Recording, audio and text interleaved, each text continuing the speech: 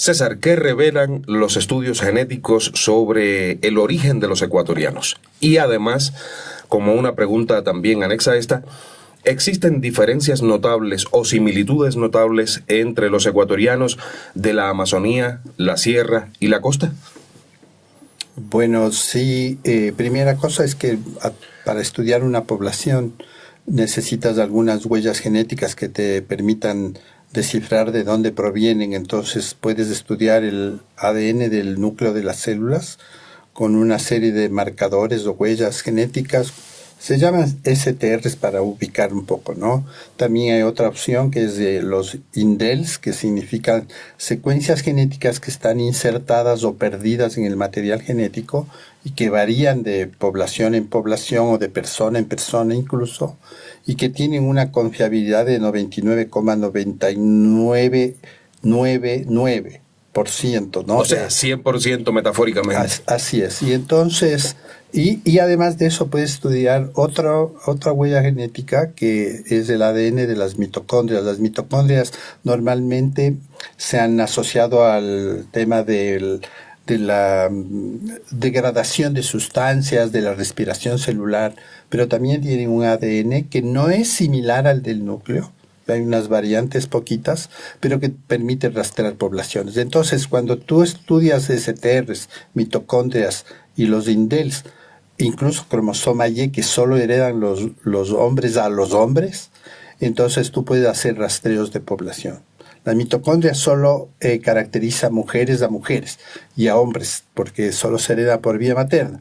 Pero el cromosoma Y es solo hombres, entonces tú puedes hacer rastreo con estas huellas a la población. Entonces, cuando tú hablas de la población ecuatoriana, tenemos que considerar el tema histórico. Sabemos que es una población eminentemente indígena al inicio, y luego hay una mezcla por la conquista española, que nos hace, que son más de 500 años, que hace que se mezclen las poblaciones y que tengan características nuevas. Entonces, si yo clasifico así e introduzco otro dato, que es la venida de la población afro negra por el tema de esclavismo, entonces podría conformar primero la población del Ecuador históricamente en tres cosas, o se llama trihíbrida: población europea, que podríamos decir caucasoide, población indígena propia nuestra y la población afro que vino. Entonces, en grandes rasgos, la población mayoritaria, y eso ya está determinado por diferentes censos y diferentes estudios que se han hecho antropológicos, que la gran mayoría de la población ecuatoriana es mestiza. Entonces, los mestizos son trihíbridos, vienen de tres poblaciones. ¿Cómo se distribuye el porcentaje de genes en estos grupos? Entonces, los mestizos tienen más o menos, puede variar un poco, pero 60% genes indígenas. Un 30% tiene genes europeos, o sea que podríamos hablar de caucasoides, y un 10% de genes afros.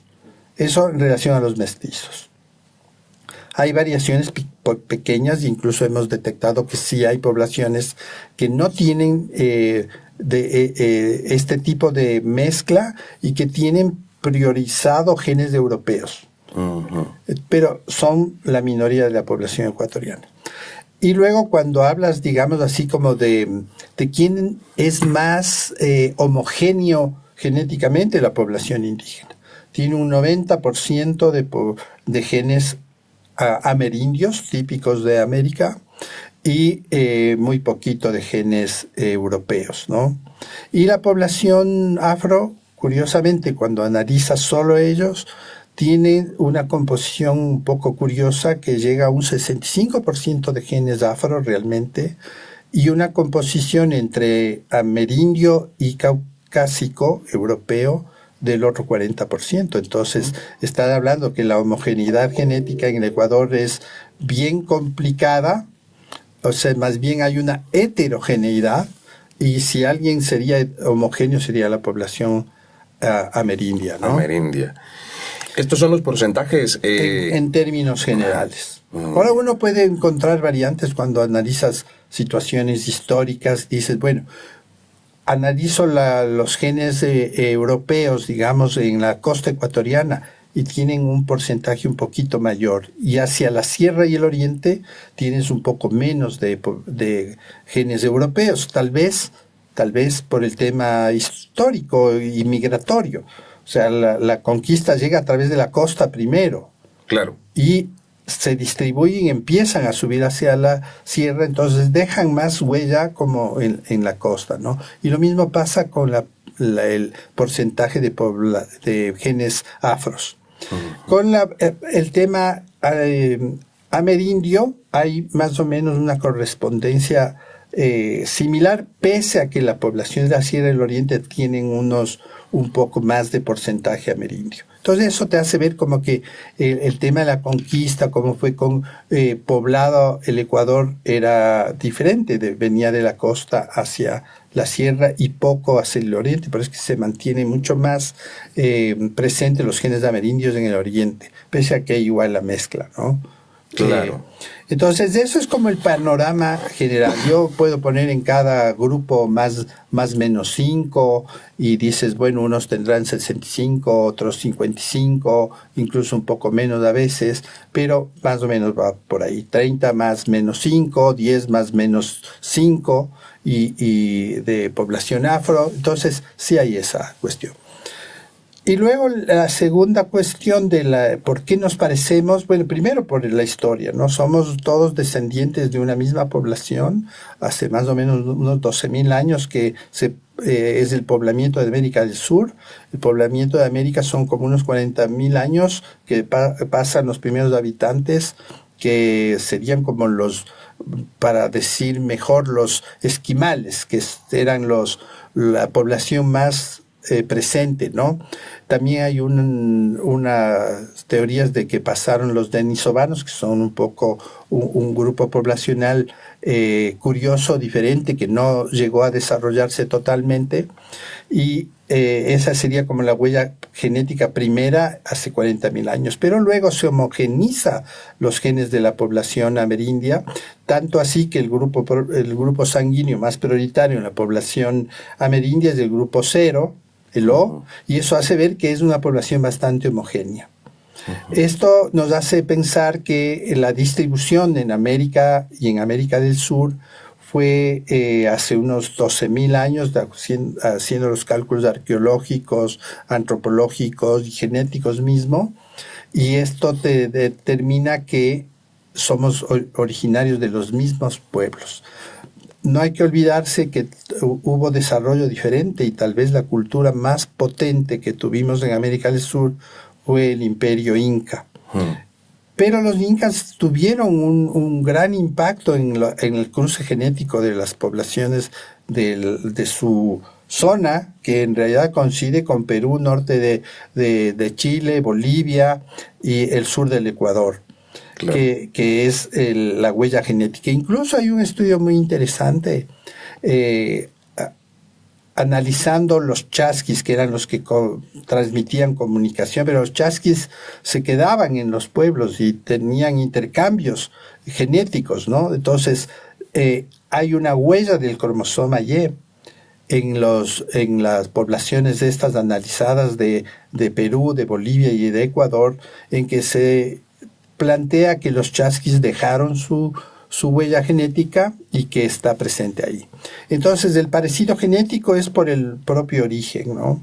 El parecido genético, discúlpame, que existe entre ecuatorianos, bolivianos y peruanos. Peruanos, sí, y posiblemente un poco más a Paraguay también. Uh-huh.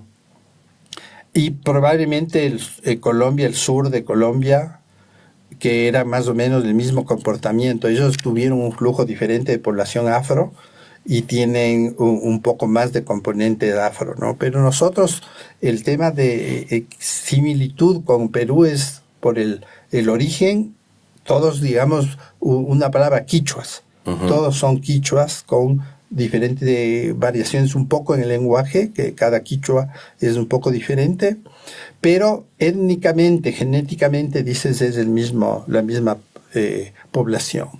Claro. César, hay algo muy interesante en torno a la genética, que son dos factores clave que, de hecho, en este caso tú como científico lo conoces muchísimo mejor que yo y que la mayoría de quienes nos están viendo, que ese es fenotipo y genotipo. Hay muchas personas que dicen, no, porque yo no debo tener genes indígenas porque soy blanco, pero ha habido investigaciones en las que incluso en una persona caucasoide ha habido mayor predominio de genes, tanto afro como indígenas. Sin embargo, su fenotipo es diferente. Es como un caucasoide. ¿A qué se debe esto? Bueno, hay que diferenciar que nosotros, el físico, lo que se llama fenotipo, es la suma de al menos dos cuestiones, ¿no? Los genes y el ambiente. En el ambiente hay una variación tremenda. Cada región incluso puede variar e influir en la manifestación de los genes. Por ejemplo, el color de la piel. Uh-huh. Hay 230 colores de la piel. Entonces, ¿cuál es el mejor color? Ninguno. O sea, son solo colores. Claro. Y esos son expresión diferente del genotipo, que el genotipo me está dando la característica, digamos, más clara, ¿no? Uh-huh. O más oscura. Pero tu región de vida, de donde hagas tu vida, más expuesto, menos expuesto a las radiaciones solares, te puede hacer más claro o menos claro. Entonces, esta variación es importantísima en el momento que tú evalúas fenotipos, o sea, el físico de las personas. No tienes que olvidarte que es genético más ambiente. Uh-huh. ¿Hay mejores o peores genes? No. O sea, los genes son iguales de todos. Simplemente que la expresión a veces de estos genes, dependiendo de tu ambiente, como es el tema del color de la piel, puede variar. Entonces tú puedes tener unas características físicas muy parecidas a la humanidad y decir, mira, mi característica está más asociada a este grupo poblacional o a este otro grupo poblacional. Probablemente cuando hagas comparaciones, por ejemplo, entre un caucásico de Suecia, blanco total, con un pigmeo de África, digas, por supuesto que hay diferencia. ¿Por qué los pigmeos son tan chiquitos? Porque tienen mutado un gen que han ido seleccionando a través de los cruces entre ellos mismos. Uh-huh. Y al revés, los caucasoides de la región del nórdica, digamos así, han ido cruzándose entre ellos en un ambiente en que tienen que tener la piel clara para poder recibir el sol. Estamos hablando de tiempos evolutivos. Actualmente hay una mezcla tremenda por la comunicación que tienen las poblaciones y cada vez hay más variedad. Imagínate que en 500 años de conquista, tres o cuatro generaciones por cada 100 años, estás hablando que 3 por 5, 15, más o menos 1500 generaciones solo en la conquista española. Cuando tú hablas de Europa, pasa más o menos lo mismo. Dices, la península ibérica estuvo dominada 800 años por los árabes, entonces tenemos genes árabes. Los romanos también tenemos genes italianos, y empiezas a ver el resto de cuestiones, dices, tenemos genes mongoles, tenemos genes de Rusia, tenemos genes también de Inglaterra, de esa zona, y cuando empiezas a desmenuzar, dices, oye, si yo solo es un ser humano con genes iguales a todos, simplemente que unos se manifiestan mejor, otros de menos fuerza, más fuerza, pero al final sigue siendo el mismo ADN. El ADN humano es el mismo, simplemente con características de expresión diferente. Claro. Sabes, César, en los últimos años miles de personas han enviado su saliva a plataformas como MyHeritage, 23andMe, entre otras. Y han descubierto cosas que cambiaron por completo su percepción de sí mismos. Uh-huh. Un poco de lo que estabas ahora comentando. ¿Qué tan fiables son estos test de ADN caseros? ¿Sirven realmente para conocer nuestros orígenes o pudieran llevar a malinterpretaciones? Bueno, tenemos primero, para poder hacer esto y ofertar estas pruebas, tienes que tener una base de datos muy grande, que eso se ha ido efectivamente acumulando en los diferentes estudios que se han ido haciendo, y ahí hay que hacer una aclaración, ¿no? La mayoría de estudios que se hicieron de genéticas de poblaciones era en población caucásica. Entonces hay una preferencia de investigación hacia las poblaciones blancas, digamos así. Fueron un poco dejadas a un lado poblaciones de África y de América, porque simplemente pues no se le veía como ese rato algún tema de interés. Y lo mismo las asiáticas se dejaron como un rato ahí hasta que ellos mismos empezaron a hacer sus propios estudios y empezaron con unas bases de datos gigantescas a través de estudios propios poblacionales. Lo mismo pasó con Rusia, y Europa empezó a entrar en lo mismo, y empiezas a tener una base de datos tan grande que empiezas a decir, ahora sí puedo asociar una huella genética con una población o poblaciones determinadas. Entonces, la primera cosa es tener esa base. Con eso, en América Latina también empiezan a haber estudios y se empieza a dar datos a favor de este gran grupo de datos que existe en el mundo. Así se construyen estas empresas, ¿no? A partir de los estudios previos, hacen sus bases de datos y te ofrecen, yo te hago tu rastreo. Entonces, efectivamente, se puede. Se puede hacer el rastreo. Tú haces el rastreo por ADN del cromosoma Y, haces el rastreo por el ADN del núcleo y de las mitocondrias, y entonces tú estableces asociaciones en porcentaje de las huellas de estas genéticas. O sea, estas pruebas no te dicen si eres mejor o peor o nada de esto, sino te dicen, mire, las características que hemos encontrado son más frecuentes en tal zona del mundo. Entonces tú haces tu rastreo y te dice, usted tiene genes de Centroamérica, tanto de Sudamérica, tanto de la península ibérica, tanto de Italia, tanto de Japón, tanto. Entonces te hace tu trazado por frecuencia. Uh-huh. Entonces, claro, ahí tú te das cuenta que tienes una mezcla tremendamente grande de genes, aunque hay una prioridad de ellos, y por eso tú puedes clasificar. Es decir, usted tiene más genes que coinciden con los genes y los reportes de amerindios. Usted tiene más genes de los reportes del Congo. Y ahí uno dice, sí, mira, porque los del Congo vinieron como esclavos a través de Centroamérica y fueron distribuidos en las diferentes partes de América, tanto del norte como del sur.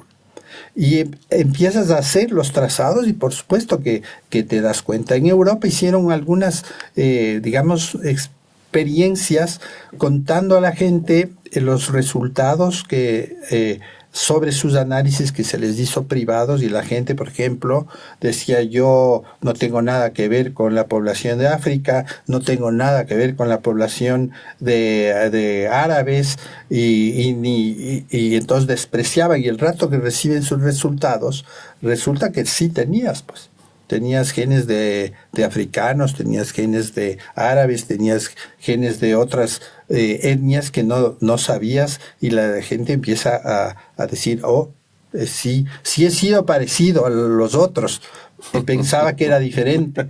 Entonces el fenotipo es engañoso, porque el fenotipo te puede decir, tú eres blanco, alto, ojos azules, pero analizas tus genes y dices, sí tienes rastros de poblaciones diferentes.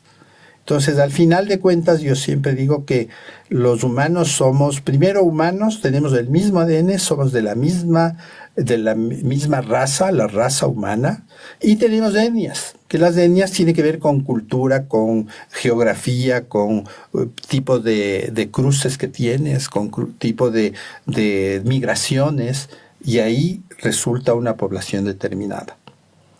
O sea, claro. Nosotros, claro, políticamente ponemos barreras, ideológicamente ponemos barreras, cada cual yo creo que este es mejor, este es peor, Nos olvidamos, por ejemplo, del imperio persa, fue un imperio y ahora hablamos de otro imperio. Entonces dices, ¿cuál era el mejor? Ninguno, simplemente que eran situaciones históricas diferentes. César, desde siempre se ha debatido si nacemos siendo quienes somos o si el entorno nos moldea. Pero ¿qué nos dice la ciencia hoy?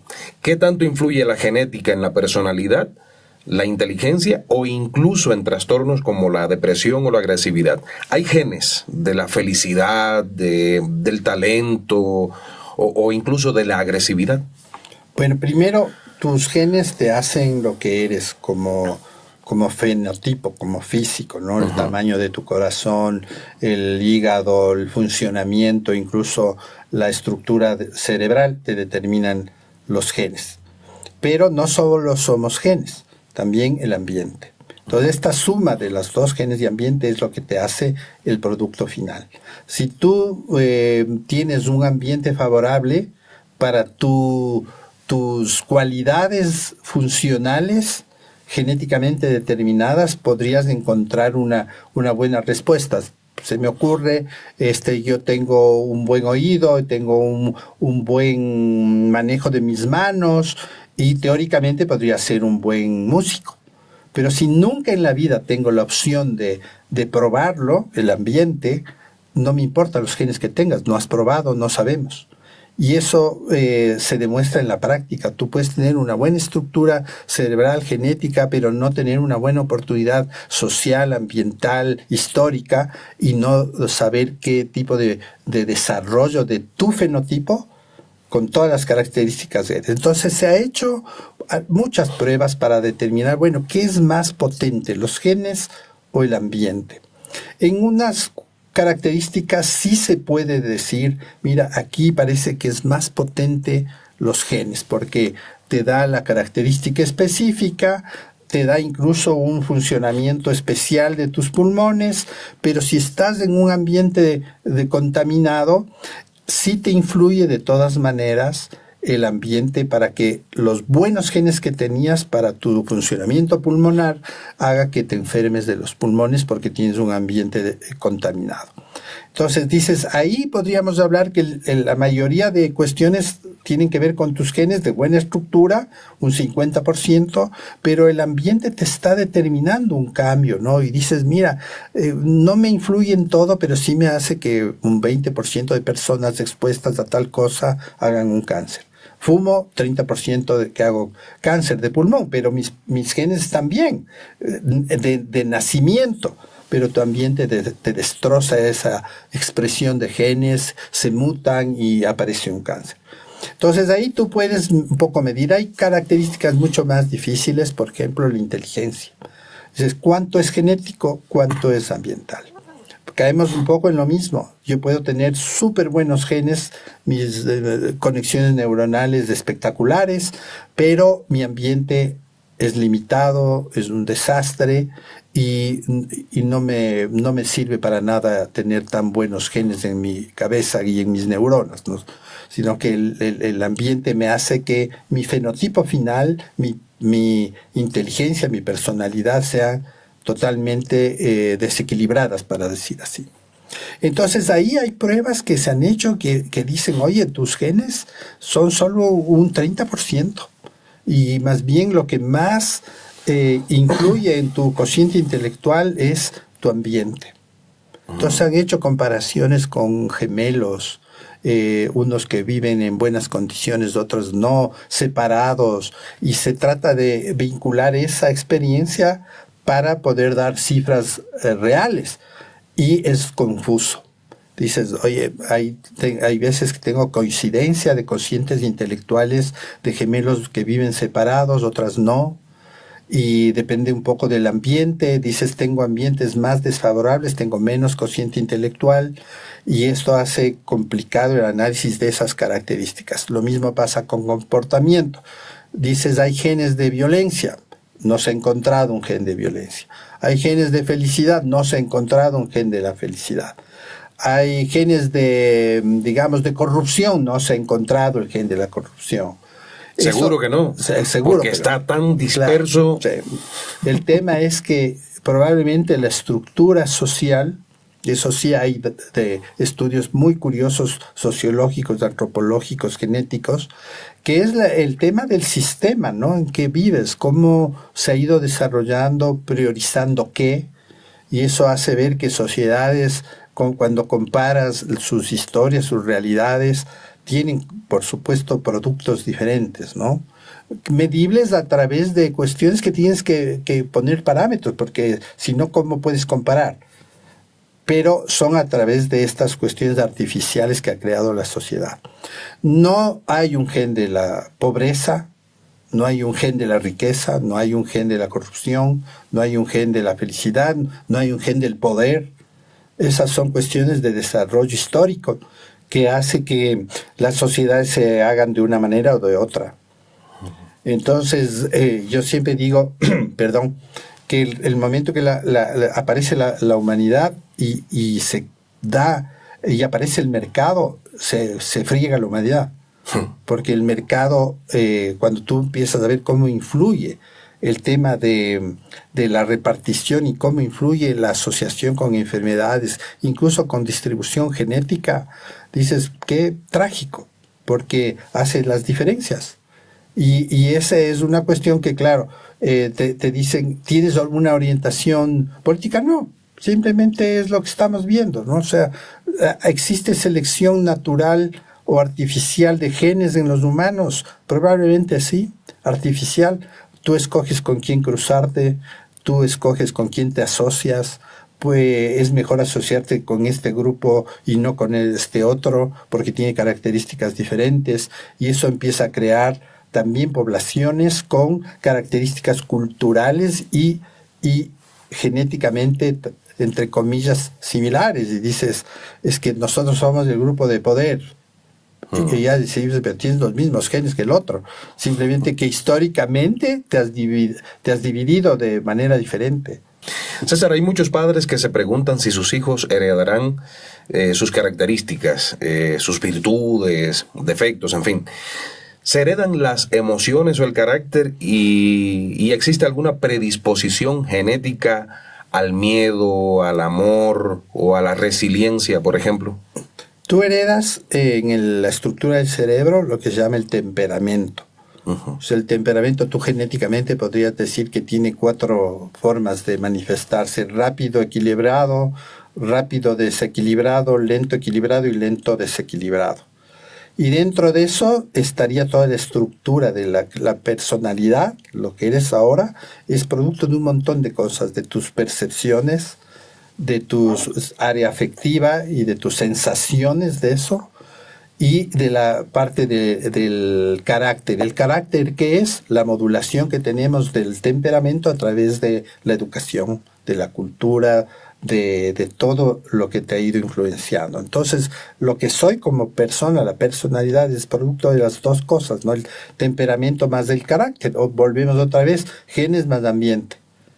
Claro. Y a través de eso, entonces, nosotros podemos heredar, por supuesto, heredamos de los padres los genes. Entonces, se supone, como no hay un solo gen de inteligencia, ni de afectividad, ni del amor, etcétera, se supone que tú heredas un grupo de genes que te hace más funcional, mejor funcional frente a lo que el ambiente te pueda demandar.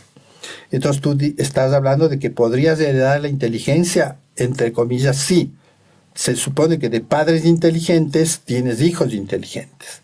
Pero en herencia hay una cosa que se llama la herencia transgresiva, que no debemos nunca olvidarnos, que de padres inteligentes puede aparecer un hijo tonto, digamos así. Entonces dices, ese es el ambiente justo. Y la mezcla de genes. No siempre la mezcla de genes puede ser eficiente. Puede haber algún detalle que te haga que no tengas las mismas cualidades funcionales, buenas, calificables, con un porcentaje, etcétera, ¿no? Entonces, ahí va el tema de la herencia de padres. Las sensaciones, sentimientos y eso, tienes la misma cuestión. Tú puedes heredar, digamos, más sensibilidad o menos sensibilidad a través de este cruce de genes, ¿no? Que pueden hacerte más o menos. Y la predisposición a enfermedades también.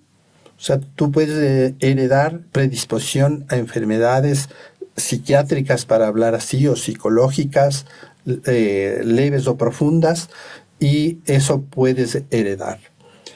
Va a depender del ambiente, de cómo se desenvuelva, pero si tú tienes un cúmulo de genes en que efectivamente te va a hacer que tengas un trastorno de personalidad y ambiente, se te va a manifestar.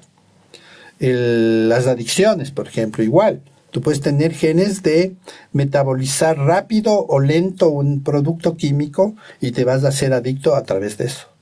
Si eres metabolizador rápido, probablemente necesites más dosis, más dosis, más dosis. Si eres el metabolizador lento, vas a necesitar una sola dosis que te intoxica. Y entonces todo esto tiene otra vez que ver con esta base genética del funcionamiento versus el ambiente, cómo te va impactando y qué preferencias tú tengas. También en preferencias también se ve lo mismo. Por ejemplo, preferencia, que está de moda, preferencia sexual.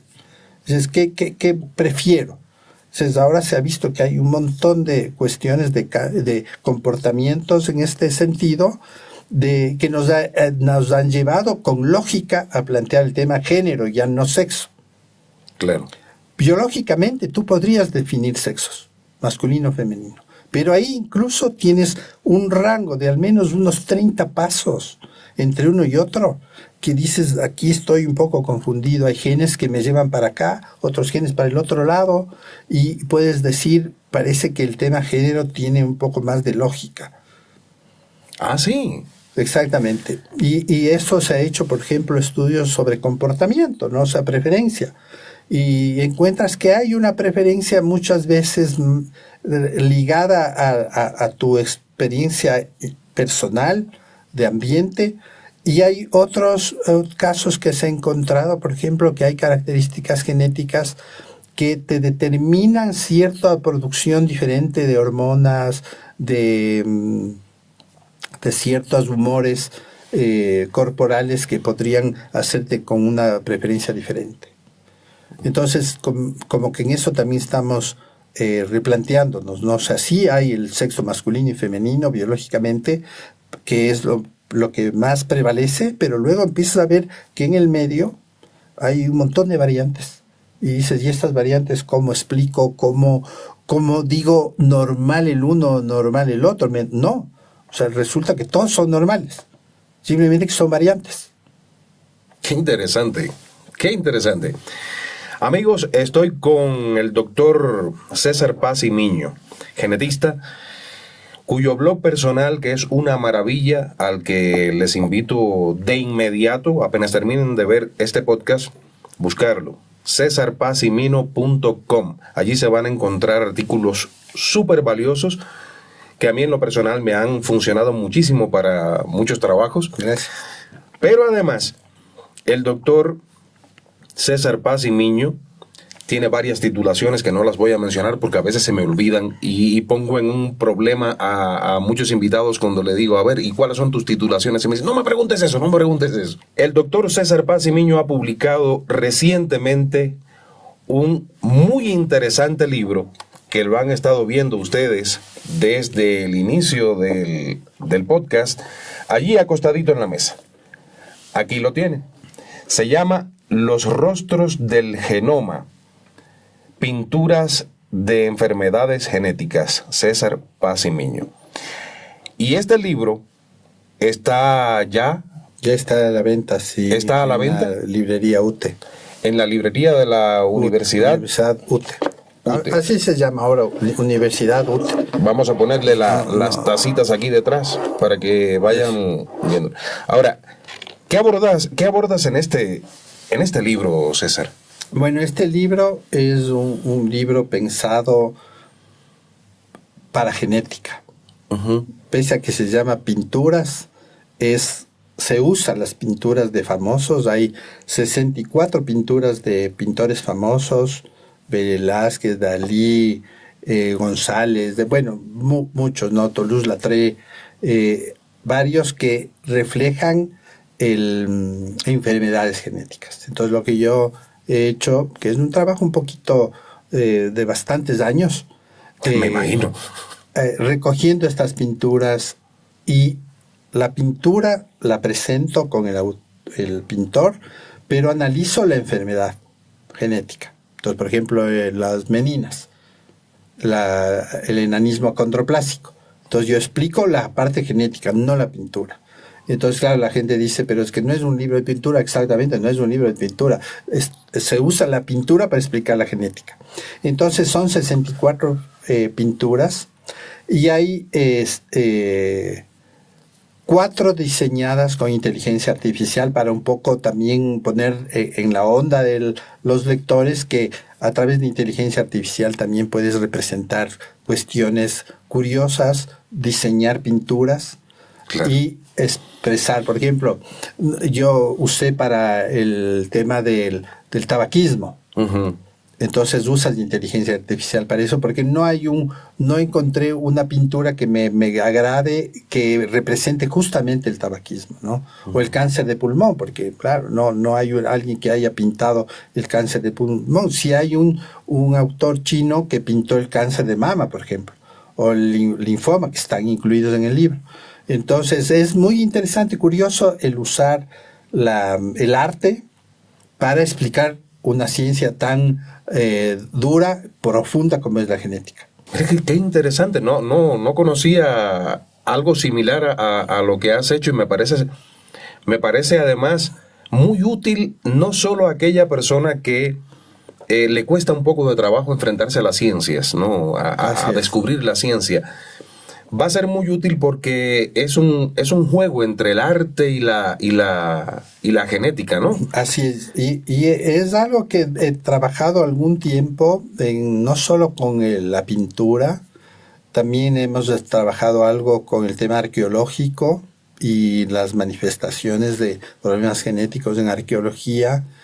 También estamos trabajando ya en un libro sobre formas genéticas en otras cosas, no digo porque es todavía privado, pero estamos... Cuando lo tengas a la primicia. Exactamente, aquí. Entonces también estamos trabajando en eso para diseñar. Esta parte que me llamó mucho la atención, esto es una idea vieja de 1991 por ahí, que encontré en realidad un trabajo teórico sobre esta asociación de las pinturas con algunos cuadros que se había observado de temas, y digo, no, pues o sea, pongamos los cuadros, y empecé a construir. Hay varios, cuando ya te pones a ver quién ha tratado esto, sí hay. Por ejemplo, Umberto Eco tiene este ensayo sobre la fealdad, que tiene los cuadros de feos. Uh-huh. Entonces es súper interesante, y también luego hizo ensayos sobre la belleza, que también tiene otros. Hay menos porque hay menos bellos, pero digamos así. O sea, somos una humanidad de feos. Sí, sí. Y entonces digamos que eso era curioso, porque claro, que en un libro tiene un montón de imágenes y en el otro casi no. Entonces yo digo siempre, claro, tiene toda la razón. Pero bueno, y luego aparece, sí hay otros estudios también que van, por ejemplo, sobre el dolor y la pintura, cuadros sobre el dolor, cómo se pintó personas sufriendo en los hospitales o con enfermedades especiales, o la trepanación craneal pintada, que eran formas de terapias. Entonces el arte es un camino excelente para aproximarse a esa verdad que no está descrita como enfermedad, pero que el rato que le pones atención puedes ponerlo, ¿no? En la portada del libro hay un cuadro anónimo que se llama Piebaldismo. Es como un niño, uh-huh, blanco y negro, ¿no? Sí. Entonces la gente dice eso es un vitiligo, ¿no? O es un... ¿Cómo se llama la otra enfermedad? Se me fue. Bueno, pero tú cuando analizas qué es el uno y qué es el otro, albinismo es la otra opción, albinismo, ¿no? O vitiligo versus que se llama piebaldismo. El piebaldismo es una mutación de las células de la piel que no producen pigmento, ¿no? Y lo haces por zonas del cuerpo. Entonces se mutan unas zonas, otras no se mutan, y aparece una persona así. El vitiligo es una despigmentación, que es diferente. Ya. Y el albinismo es una mutación específicamente del gen de la melanina. Y entonces te afecta de forma general. Y el gen de la melanina tiene un montón de componentes como el tema de mucosa, el de ojos, que son claros, tienes una dificultad para ver por este mismo tema, eres rubio extremo, o sea, blanco porque no tienes color. En cambio aquí tienes esa diferencia, ¿no? O sea, el albinismo es una mutación total y el piebaldismo es una mutación de genes de pigmento en forma de mosaico. Una parte aquí de diferentes colores. Claro. Cuando analizas genéticamente cada tejido, encuentras que en uno hay una mutación y en el otro no. Y en este caso, ¿cómo es el nombre? Piebaldismo unido. Piebaldismo. ¿No? Sí, es una mutación de herencia dominante, pasas de padres a hijos. Yo vi un grupo, una familia en una población de Esmeraldas, se llama Timbiré, en realidad en el norte, en el río San Francisco, casi con frontera con Colombia, y había una familia así. Yo decía, ¿qué es esto? Qué raro, ¿no? Hasta que, claro, empiezas a estudiar y dices, mira, piebaldismo, y ha habido cuadros de piebaldismo, como este. ¿Y es común esta...? No, es rara, son enfermedades raras. ¿Muy rara? Sí, muy rara. Y por lo que me decías y por lo que veo en la imagen, ¿es más recurrente en poblaciones afro? Sí, exactamente. ¿O única o exclusiva? Es en población afro, pero sí existe en población, digamos, caucásica blanca, pero al revés. Le salen los... Exactamente, dices, tienes manchas negras. Ah. Claro. Entonces, claro, dices que es interesante porque tienes esta situación de diferentes mutaciones que se manifiestan de forma aparentemente similar y no son similares. Lo que he dicho, el piebaldismo, el albinismo y el vitiligo. El vitiligo, exacto. Entonces, esas tres podría uno encajarles en lo mismo. Y hay otro síndrome que se llama síndrome de... También, ¿ves? Que es una despigmentación parcial de la piel también. ¿Hay algún gen, discúlpame, que nos lleve al Alzheimer? Porque veo que se te están olvidando cosas como a mí. Sí. Era lindo cuando uno se acordaba de corrido todo. Pero ya. A ver, hay genes asociados, sí. Hay genes asociados al Alzheimer. No hay un solo gen del Alzheimer. Por eso es que se llaman esas enfermedades heterogéneas. Es decir, tienes varios genes que producen lo mismo, el mismo efecto. Y probablemente el Alzheimer y las demencias en general son varios genes que pueden producir el mismo efecto, es decir, demencia. Entonces, claro, para Alzheimer se ha probado algunos genes para, digamos, descartar o rastrearte. Uno de esos se llama el gen APO, que está presente también, por ejemplo, en los síndromes de Down, de pacientes que al tener triple dosis tienen también riesgo de Alzheimer. Y por eso es que se asoció este gen con el gen del Alzheimer primero, y luego se vio que había otros genes que estaban asociados al Alzheimer. En este libro abordas... Síndrome de Ito. De Ito, es el que se te había olvidado. Sí, síndrome de Ito. En tu libro abordas esta mutación, ¿podemos llamarla así? Sí, es una mutación. El nombre es el... Piebaldismo. Piebaldismo. Yo te estoy pidiendo autorización ya para hacer un reportaje sobre este tema. Claro. Perfecto, gracias. Sí. Gracias. El piebaldismo es muy interesante. Hay los datos históricos, hay una descripción de 1789 por ahí, una figura dibujada con blanco y negro nada más, pero que tú ves y dices es el mismo que el otro, porque es una enfermedad genética que por eso se llaman síndromes, porque son muy parecidos en la persona que presenta. Cualquiera, porque es el mismo gen que está mutado. Qué interesante, qué interesante. Ahora, César, ¿dónde los ecuatorianos pueden adquirir este libro? Está de venta en la Universidad UTE, en la librería. En la librería de la Universidad UTE. ¿Está ubicada dónde? Bourgeois y Rumipamba. ¿Cuál es? Bourgeois. La Bourgeois. La calle Bourgeois y Rumipamba. La sede de la UTE, que es ahí por el colegio San Gabriel, más o menos, por ahí está la calle Bourgeois. Y esa es la Rumipamba. Entonces, justo ahí está la librería. Ya. Ahí se puede adquirir. Y de otro país que nos estén viendo, ¿cómo lo pueden adquirir? Pueden pedirme. Y puedo enviarlos. ¿Cuál es el correo electrónico al que te pueden escribir?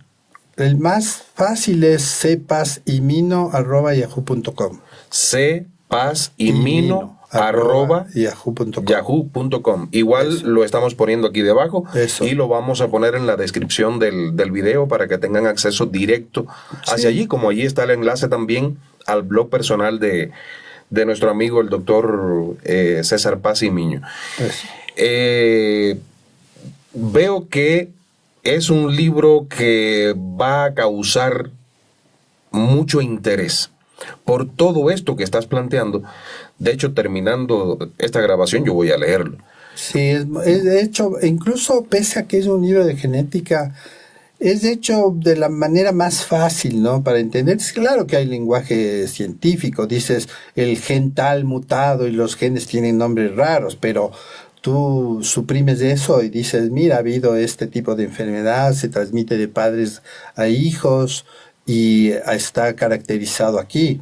Por ejemplo, en las películas nos mostraban a Juana de Arco como una mujer guapísima en la película y todo. Resulta que cuando haces el análisis de lo que se tiene información, Juana de Arco más bien era una mujer fea, ¿no? Muy grande, y eso se asoció a una enfermedad que se llama síndrome de feminización testicular.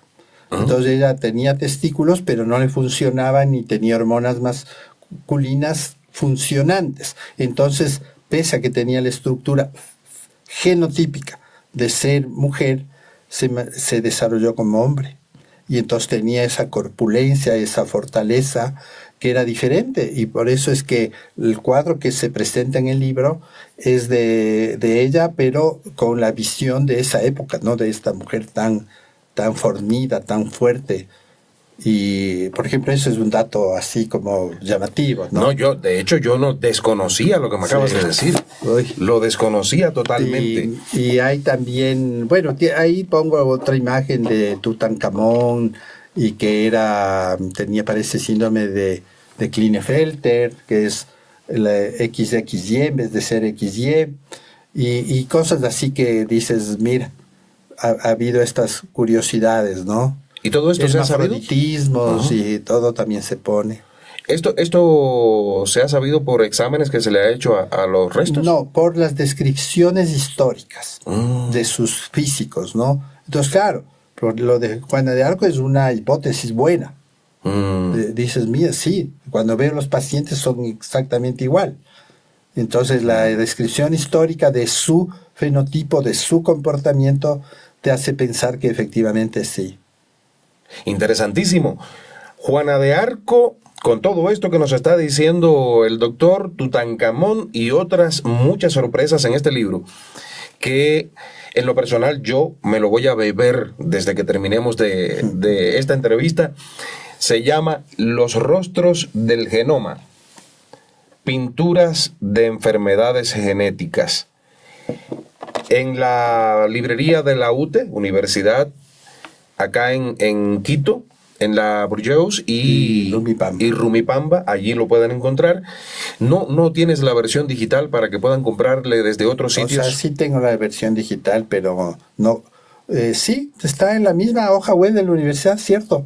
¿Ya? Ahí se puede poner www.universidadute.com.es librería. Ya saben, sí, aquellos amigos que nos están viendo en varios países del mundo que pueden también adquirirlo vía online. Y si no quieren pagar, pueden escribir. Pero no. Está bien, porque hay que apoyar al autor. Hay que apoyarle al autor porque eso es horas, años de trabajo, y ya de hecho, este que ven aquí me lo ha traído de regalo y tiene una linda dedicatoria que dice: para Giovanni, con aprecio de su amigo genetista César. Gracias, hermano. No, Nuevamente, nada. gracias. Como suele ocurrir, hace un ratito hablábamos, ¿no?, de que muchos presentadores se dan pues sorprendidos ante cámara, en fin. Es lógico que si ya él me lo regaló antes del programa, por eso es que no hay una sorpresa de mi parte, ni mucho menos. Pero lo que sí está es mi deseo por leerlo, y lo voy a hacer. Ya te pedí autorización, por supuesto que voy a citar el libro Totalmente, del que obtengo la información para hacer el reportaje. Ya saben, este maravilloso libro lo pueden adquirir allí. Además pueden, al correo que está debajo en la descripción, pueden también escribir desde cualquier lugar del mundo, y a la dirección web que también dijiste. Esta es una oportunidad maravillosa para tener un encuentro diferente con la genética a partir del arte. Genial, estoy deseoso por verlo de inmediato. Y regresamos a la entrevista, César. Okay. Cada vez escuchamos más sobre medicina personalizada y tratamientos basados en ADN. ¿Cómo puede la genética ayudarnos a prevenir enfermedades comunes como el cáncer, la diabetes o el Alzheimer? ¿Estamos cerca de una medicina hecha a la medida, entre comillas, de nuestros genes? Bien, me parece interesante la introducción o lo que hablamos de poblaciones, porque me faltó decir una cosita que me va a relacionar directamente con este tema. El tema de saber de dónde vengo o de con quién me parezco, en realidad no tiene trascendencia ninguna. O sea, dices, ¿y a mí qué me importa de dónde vienes o con quién te pareces en términos prácticos? Históricos puede ser bonito, genealógicos puede ser atractivo, pero en términos prácticos dices, soy más de aquí, más de allá, más genes de aquí, más genes de acá, pero no me sirve de nada. ¿Cuándo sirve? El momento en que tú puedes asociar este conocimiento con riesgos o predisposiciones. ¿A qué enfermedades? Entonces ahí sí tiene una lógica, porque dices, hay tantos estudios epidemiológicos que te determinan que poblaciones o genes podían relacionarse a ciertas enfermedades. Entonces ahí estamos ya en presencia de este concepto nuevo que es la medicina personalizada, que primero partió como una, digamos, medicina poblacional personalizada, es decir, hay poblaciones que tienen más riesgos. Entonces tú ves ahí, por ejemplo, población afro que tiene riesgo de una enfermedad de las hemoglobinas, que es la hemoglobina S, que les defiende de la malaria. Entonces ahí tienes una relación súper interesante. Y ahí tiene importancia los genes afro. Uh-huh. La población indígena del Ecuador, que tiene una predisposición al cáncer de piel, pues claro, está sobreexpuesto de ultravioletas en una piel que se hizo sensible, ¿no? Entonces dices, tengo lógica. Y así puedes ir relacionando el cáncer gástrico con el grupo de sangre tal y un montón de enfermedades. Entonces el concepto que apareció primero como la genética aplicada a la epidemiología, a las poblaciones, empieza a verse a través de los estudios genéticos ya mucho más concentrados. Dices, ahora puedo hacer un estudio de casi 5.000 genes de una persona para determinar riesgos de enfermedades. Uh-huh. O puedo hacer casi 100 genes para determinar riesgos de cáncer. Y el concepto que empieza a ser como poblacional empieza a cambiar a medicina personalizada. Es decir, ¿qué gen tienes tú que me permite tener más riesgo o me permite metabolizar mejor un fármaco? Y ahí en realidad aparece el término medicina personalizada. Yo voy a usar un anticoagulante. Dices, hazte el gen, estudiate el gen para ver si eres metabolizador rápido, metabolizador medio o metabolizador lento. De eso va a depender la dosis, a que no te intoxiques o a que necesites más dosis. Y igual para muchos otros medicamentos de uso de todo tipo de medicamentos, ¿no?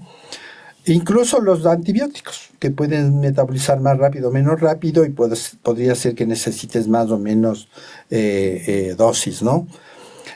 Eso hace que aparezca el término de genética personalizada, medicina de precisión. ¿Por qué de precisión? Porque determino tu gen y digo, este es el comportamiento que voy a tener para el pronóstico, para el tratamiento, para la sobrevida. De eso se trata la medicina de precisión. Hay personas que comen poco pero suben de peso o que viven con ansiedad sin causa aparente, César. ¿La genética puede explicar problemas de peso, ansiedad, adicciones o intolerancias alimentarias? ¿Deberíamos hacernos todos un estudio genético preventivo? Bueno, no es necesario hacerse un estudio genético preventivo porque digamos que si tú tienes esta relación de genes y ambiente equilibrada, deberías teóricamente tener tu fenotipo, tu físico bien. Uh-huh. ¿Cuál es evolutivamente el mejor fenotipo? El estándar. Claro, el estándar, el que no eres gordo ni eres flaco, porque eso evolutivamente te permitía cosas diferentes. Si eres muy gordo, eres fácil presa. No puedes correr rápido y eres presa fácil. Si eres muy flaco, te desnutres y puedes morir. Entonces, ¿cuál era el mejor? El estándar, el que te permitía vivir, correr, defenderte de mejor manera, ¿no? O sea, nosotros. Claro, el estándar. El estándar. Entonces, dentro de eso se empezó a investigar genes, porque eres más hacia un lado o hacia el otro, porque hay gente muy flaca y gente más gorda, ¿no? Entonces, hay unos genes que tienen que ver con la gordura, sí, con la obesidad incluso, y esos son genes que han sido bien estudiados. De hecho, ahora ya existen tratamientos para evitar los productos genéticos, ¿no? Para que las personas bajen de peso. Entonces, sí hay una relación entre genes de obesidad y tu fenotipo, pero el gen de obesidad necesita una cosa, que es el consumo de grasas, el consumo de carbohidratos.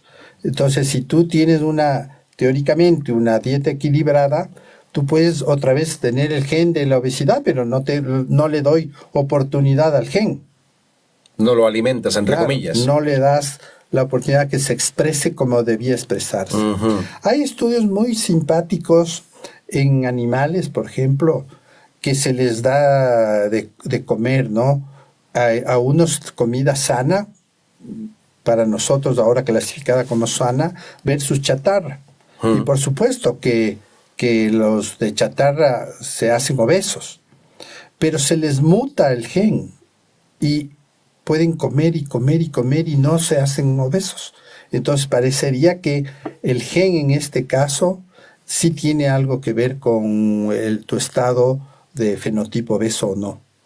Y por eso es que los estudios ahora están encaminados a encontrar este equilibrio entre lo que sería tu herencia, tu gen, que está predispuesto a engordar, versus tu ambiente que debería ser controlado. Vamos ahora a Ecuador nuevamente. En algunas regiones de acá de Ecuador, ciertas enfermedades parecen más comunes que en otras. ¿Existen mapas genéticos locales en Ecuador que expliquen la distribución de enfermedades hereditarias? ¿La genética puede ayudar en políticas públicas de salud? Bueno, no hay un mapa digamos moderno de este tema. El mejor diagnóstico que se hizo sobre la situación genético-hereditaria del Ecuador fue la misión Manuel Espejo, que digamos censó 294.680, creo que son, individuos con discapacidades. Uh-huh. De origen genético, el 30%. De origen genético, y luego pues de otro tipo de discapacidades, y entre otras cosas determinó que hay zonas del Ecuador que podrían explicar este 30% tan elevado, que son endogámicas. y consanguíneas incluso, ¿no? Que se cruzan entre ellos. Hay un porcentaje hasta el 30% de poblaciones que se mezclan solo entre ellos, solo entre ellos. Eso hace que se prioricen algunas enfermedades, es decir, se homogenizan genes, aparecen enfermedades. Por eso es que siempre se dice que la fuerza del híbrido, ¿no? O sea, más mezcla, más fortaleza biológica. Si tú te cruzas solo entre los tuyos y entre los tuyos, primero tienes riesgo de que aparezcan más enfermedades, y la homogenización de los genes te predispone a desaparición. Las especies que son muy homogéneas, por ejemplo los cóndores, los guepardos y tantas otras, son súper próximas, entonces no tienen variabilidad genética y están condenadas a desaparecer, excepto que aparezca una variabilidad genética, pero todos son parientes. Los guepardos todos son igual, son hermanos, digamos así, o primos. Entonces no hay variedad. Y los cóndores ecuatorianos, por ejemplo, que tienen el mismo problema, todos son como primos. Entonces, si no hay variedad, van a desaparecer. Por eso es que hay que tener planes de, justo genéticamente hablando, de que esto no ocurra.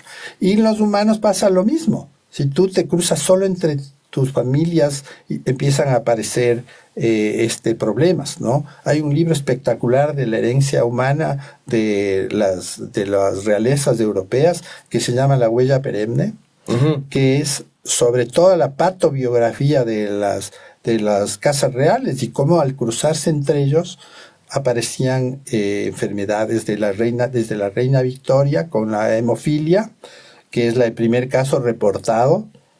Yo creo que no es el único, sino que simplemente se reportó de la reina, pero ¿de dónde venía eso? Debe haber otras mutaciones que no están descritas, pero digamos siempre se dice origen de la hemofilia ahí, pero lo interesante de eso es cómo surge todos estos, digamos, patologías por los cruces siempre entre ellos, ¿no? Entonces, eso hace ver lo importante de lo que debe ser la variabilidad. Y en relación a enfermedades, por supuesto, si yo ya tengo hecho un mapa, un cuadro de lo que tengo que hacer, tengo que invertir en un centro de genética porque el 30% de mis discapacidades son de origen genético. Y tengo otros 30% de accidentes. Entonces tengo que tener una política pública sobre el tema de accidentes. Y luego así hay otros tipos de discapacidades que ya son de malformaciones congénitas o de accidentes mismo que he dicho, o hay otras causas de enfermedades infecciosas también, y todo esto que la Manuel Espejo determinó. Lástima que ese proyecto, que era muy interesante desde la perspectiva de salud pública, no hablo de política, era súper interesante para poder mantener un control de lo que estaba ocurriendo con las discapacidades en el Ecuador, que son 2.3%. O sea, es elevado, ¿no? Es alto. Y no hay una política sobre este tema. No hay una campaña de prevención, no hay campaña de diagnóstico prenatal para determinar qué pasa, no hay una aceptación de la interrupción de embarazo por problemas malformativos y genéticos. Entonces sí hay una cuestión que todavía debemos reverla para poder plantear una política pública con lógica, que parte de los estudios que ya existen. Entonces, primera cosa, lo de la discapacidad, y luego aparece el Centro Especializado en Genética Médica que funciona pataleando porque no hay la política para apoyarle directamente y que concentre las enfermedades raras, las enfermedades genéticas, las discapacidades genéticas, la prueba del pie derecho para determinar los errores congénitos de nacimiento, metabólicos. Entonces, sí, la política pública tiene que partir de los datos. Entonces, cada vez tenemos mejores datos, pero no completos. Hay una lista de enfermedades raras que nadie sabe de dónde salió. 106 de las 10.000 que hay. Entonces, ¿por qué 106? ¿Por qué no 7 o 500? Entonces, claro, es porque no hay una estadística confiable. Claro. Además, con un criterio ahora súper absurdo de que las estadísticas son confidenciales. No puedes sacar a la luz porque compromete el trabajo del Estado, ¿no? Si tengo estadísticas que me están diciendo aquí están sus deficiencias, aquí están sus deficiencias. Entonces hay como somos como un poco cómplices de lo que está haciendo mal. Entonces no puedes acceder a datos porque hay una complicidad de ocultar información. Entonces tú quieres hacer un estudio realmente de lo que está ocurriendo con el tema genético, no tienes acceso. Claro. Entonces sí es un problema porque no tenemos cifras reales y las políticas públicas empiezan a ser las típicas, las que has venido manteniendo, programa de vacunación, que es súper importante, que también ha bajado por el tema de desfinanciamientos, el programa de control materno-infantil, el programa de desnutrición, y tienes que poner el programa de enfermedades genéticas porque tienes 30% de discapacidades por enfermedades genéticas, pero no hay. Hay un registro de malformaciones congénitas que se está llevando a cabo en el ministerio, que dices, qué bien, pero de malformaciones congénitas, que claro, pueden ser detectadas a través de sonografías hasta el 90% en el embarazo. Y ahí podrías tener una política de interrupción de embarazo voluntario, bien ético, con una visión moderna de que las parejas puedan decidir cuándo y cuántos hijos tener, que vuelves a ese derecho que hemos peleado tanto. Me haces pensar que si algún día yo fuese, que no lo voy a hacer nunca, ministro de Salud, mis principales aliados tendrían que ser genetistas. Porque desde con todo lo que yo he aprendido contigo, esta no es la primera entrevista, aquí en el canal pueden ver otras entrevistas que le he hecho a nuestro amigo César. Con todo lo que he aprendido de ti, y obviamente en la actualidad tener a un genetista cerca te da muchas respuestas a lo que está pasando en cuestiones de salud en cualquier país. Así es, en cualquier la época, lugar. Es el momento de la genética. Así es. César, ya no es ciencia ficción. La edición genética como CRISPR permite cambiar el ADN humano. Estamos cerca de poder eliminar las características físicas, cognitivas o emocionales de nuestros hijos. ¿Es posible o es éticamente peligroso? Bueno, la técnica CRISPR demostró que sí es posible. Eliminar información mala y poner buena. Eso nos ha enfrentado a que hay enfermedades candidatas para empezar a trabajar con esto, sobre todo las que son de un solo gen, ¿no? Las que se llaman monogénicas. ¿Por qué? Porque puedo solo quitar un gen o una porción del gen que esté dañado, porque los genes no es que se daña todo el gen tiene fragmentos. Entonces puede estar dañado un fragmento y eso altera toda la lectura del gen, ¿no? Entonces yo puedo con mucha más facilidad detectar el fragmento dañado y cambiar ese fragmento dañado. O cambiar el gen. Entonces dices, eso ya está presente, ya se ha intentado en algunas enfermedades, han sido noticias en el mundo, y digamos, sí hay esa opción. Tenemos todavía problemas de entendimiento de si yo hago esta técnica, qué riesgos puedo tener. Entonces, ya nacieron dos niñas que se hizo manipulación genética con CRISPR y se seleccionaron embriones, etcétera, para poder tener niñas sanas. Pero ¿qué ocurre ahí? Todavía tenemos que seguir, cómo va el desarrollo, ¿no? Porque vaya a ocurrir que nos pase como pasó con la oveja Dolly. Que se le clonó y decíamos ya todos, qué bien, ya hay clonación somática, saco una célula de la piel y tengo un individuo igual. Resulta que fue una tragedia porque la oveja Dolly se degeneró, le dio artritis, artrosis, problemas internos viscerales y tuvieron que sacrificarla. Entonces, esa parte de la historia de lo que va a ocurrir es la que tenemos que ir evaluando, porque la técnica ya está. Las enfermedades candidatas ya están: hemofilia, distrofia muscular de Duchenne, enanismo acondroplásico, que podrían ser las que podríamos ir solucionando. La mayoría de monogénicas, ¿no? Hay muchas monogénicas que no nos enteramos sino en el nacimiento y son mejores candidatas a las que tienen productos enzimáticos funcionales. Es decir, yo puedo cambiar para que el nuevo producto enzimático me me dé nueva característica. Una enfermedad estructural, como por ejemplo una alteración ósea, es más compleja porque ya está formado tu hueso o tus cartílagos, y entonces es más complejo en qué momento vas a hacer el cambio.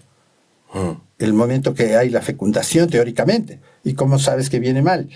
Entonces tienes que esperar. Entonces todavía hay una serie de dudas que no sabemos cómo ir resolviendo, pero que estamos yendo hacia eso. Hay estudios ya sobre, por ejemplo, bloquear todo el cromosoma 21 en estudios de animales para evitar el síndrome de Down. Entonces sí hay esos pasos.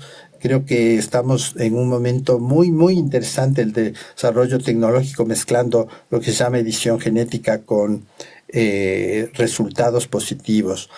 El área de cognitiva no sabemos porque es tan compleja que no hay un gen específico de algo de lo que hablábamos, ¿no? No se ha visto el gen de la maníaco-depresión, por ejemplo, ¿no? De los desórdenes bipolares. Hay varios genes que están produciendo lo mismo, entonces, ¿a cuál ataco? ¿A cuál le suprimo? ¿A cuál le estimulo? Todavía esa parte es más compleja, por eso es que está centrándose la fuerza en monogénicas, de un solo gen, fibrosis quística, todas las que estamos diciendo. Se me acaba de ocurrir algo, César.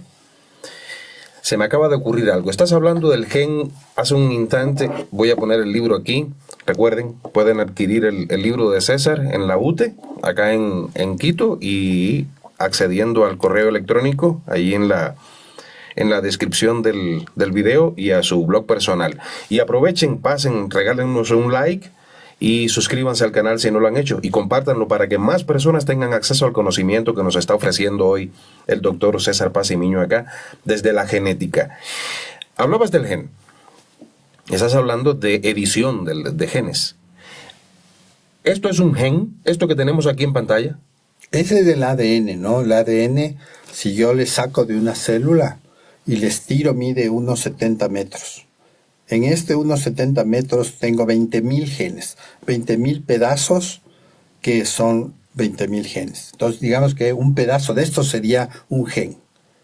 El gen está compuesto por estas partes centrales que son bases nitrogenadas. Estas rectas. Eso. Esas rectas. Adenina, guanina, citosina, timina, que es el lenguaje genético, ¿no? O sea, yo puedo leer guanina, adenina, citosina, que representa la información de una proteína.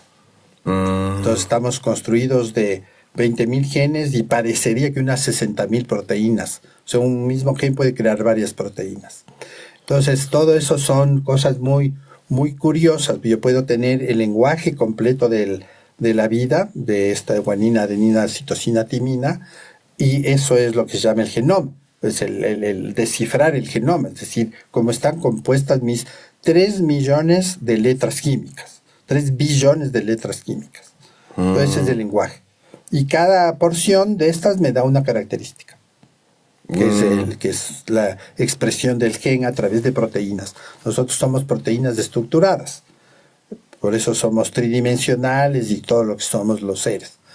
Entonces, pero eso está a base del ADN. Yo siempre digo que somos un capricho del ADN, o sea, lo que somos. Claro. Cómo nos vemos. Claro. Entonces eso es la imagen del ADN como se tiene postulado y demostrado que es así, una doble cadena con estas partes centrales donde está la información real. Y estas cadenas laterales le protegen a la información central para que no se mute, para que no cambie. O sea que un gen podría ser la unión... Un pedazo. ¿Un gen? Es un pedazo del ADN. Un pedazo del ADN. Que está compuesto. En el gen está la información que te hace que te produzca una proteína. Y la proteína se organiza para tener una característica especial, puede ser, digamos así, para hígado, para riñón, para cerebro. Eso es lo que comanda el gen. Complicadísimo, pero súper interesante. O sea, no es complicado en realidad, pero bueno. No es complicado para ti. Vamos a un tema escabroso, César. En países como Estados Unidos o China se usan bancos de ADN para resolver crímenes, pero también se han usado para controlar poblaciones. ¿Qué peligros existen en que gobiernos o empresas tengan acceso masivo a nuestro ADN? A nuestro ADN. ¿Dónde está el límite entre ciencia y vigilancia? Bueno, pienso que el límite debe ser el límite ético de las pruebas, ¿no? O sea, tú haces una prueba para obtener un beneficio para el individuo que te donó o hiciste la prueba. ¿Cuál es el beneficio? Para mí está concentrado en el beneficio de bienestar y de salud. Si tú usas el ADN para hacer bancos de datos de criminales, me parece que es muy lógico para defensa de la convivencia social pacífica, digamos así, ¿no? Pero si eso te hace que tú a través del ADN puedas localizar personas o discriminar personas o simplemente a través de los datos del genoma puedes evitar que alguien tenga seguro social o que la atención de salud sea diferente o que no te den un trabajo porque tengas una característica genética que es privada total, pero que se filtre o que se la venda o que los gobiernos usen para este tipo de discriminación, eso es antiético, es inmoral, es antihumano. Entonces, desde esa perspectiva me parece trágico que exista esa posibilidad simplemente, y que en ese sentido las personas tenemos el derecho de guardar nuestra privacidad genética de manera extrema, si no es en beneficio de la humanidad. En eso sí también hay que ser un poco cuidadoso, porque claro, cuando tú haces estudios poblacionales de genes con la visión de entendamos qué nos está pasando con las enfermedades genéticas en el Ecuador, lo primero que se dice es que la información genética es privada. Por supuesto que es privada. Tu información genética es privada. Pero si eso a mí me sirve como un dato estadístico para plantear una política pública sobre la realidad genética de los ecuatorianos, a qué enfermedad soy más propenso, a qué soy más resistente, tengo la obligación pública de decir, sin revelar tus datos, de cómo es esa composición, y a través de eso beneficiar a la sociedad. En ese sentido es legítimo. Claro. Más bien es importantísimo que se pueda hacer eso, ¿no? El rato que tú hablas de poder usar esa información para beneficios privados, económicos, empresariales, dices, eso es otra cosa. O sea, si hay un beneficio empresarial de negocio, deberían repartirnos a todos, porque el ADN claro. Es mío. Claro. Pero eso no ocurre, entonces se centra en un negocio particular. Ya ni privado, sino particular. Y el rato que es particular, estás violando el derecho privado. César, los restos humanos antiguos están revelando sorpresas que contradicen los libros de historia. ¿Qué nos dice el ADN antiguo sobre los verdaderos orígenes de los pueblos precolombinos de América? ¿Pudo haber contacto con pueblos africanos, asiáticos o polinesios antes de la conquista? A ver, me remito un poco también a las teorías que existen en torno a la cultura olmeca, a la civilización olmeca, y aquellas cabezas colosales con rasgos o africanos o polinesios. ¿Hay algo revelador desde el punto de vista de la ciencia que nos diga que sí? Porque de hecho tenemos también el pueblo Ye, la población Ye, en la Amazonía. De que sí estuvieron aquí los polinesios, por ejemplo, o de que sí estuvieron aquí los africanos antes de Colón. Los estudios genéticos hacen postular que al menos con Polinesia sí hubo algún tipo de flujo, ¿no? Hay un marcador que se llama el marcador Q de ADN que está en la costa del Pacífico y está en Polinesia. Y no está en la parte sur de la costa del Pacífico, justo Colombia, Ecuador, Perú, y no más, que son las zonas más cercanas a la Polinesia. Claro. Y que los flujos de agua parece que podrían haber permitido esa llegada, ¿no? Entonces, cuando analizas este marcador, dices, oye, pues ¿cómo así tengo aquí y no tengo alrededor y tengo en Polinesia, entonces parecería que sí, que no es muy antiguo, no se ha hecho un cálculo específico, pero dices, está ahí, oye. Entonces parecería que sí hubo flujos.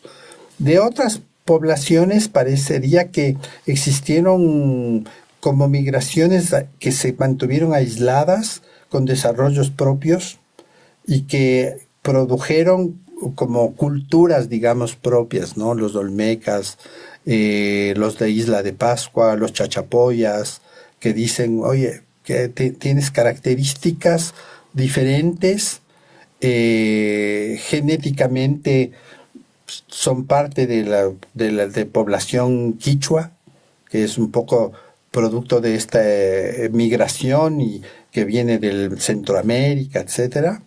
Y por ahí podrías decir, mira, seguimos siendo como herederos de eso, ¿no?